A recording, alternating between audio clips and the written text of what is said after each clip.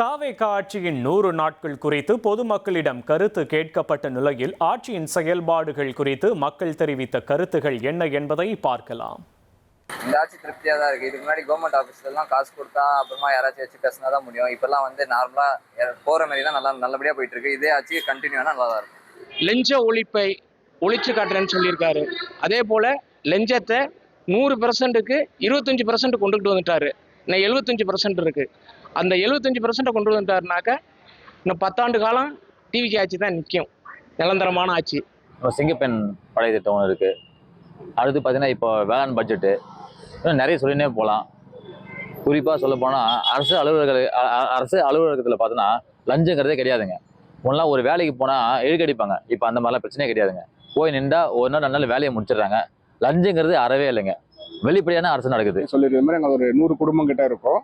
பசங்க மட்டுமே இங்கே வீட்டில் ஒரு 100 பேர்லேருந்து 200 பேர் குழந்தைங்க இருப்பாங்க. நிறைய பேர் ஸ்டடீஸ் எல்லாம் பாதிக்குது.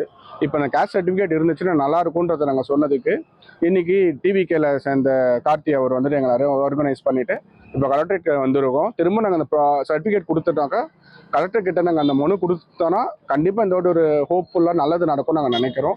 அந்த பட்ஜெட் கூட்டத்தொடர் முடிச்ச உடனே இன்னும் அதிகமான சிறப்பு செய்திகள்லாம் நிறைய வெளியே வரும்னு எதிர்பார்க்குறோம். இந்த 100 நாள் ஆட்சி புதுமையான ஆட்சி, பொற்காலமான ஆட்சியா வரும்.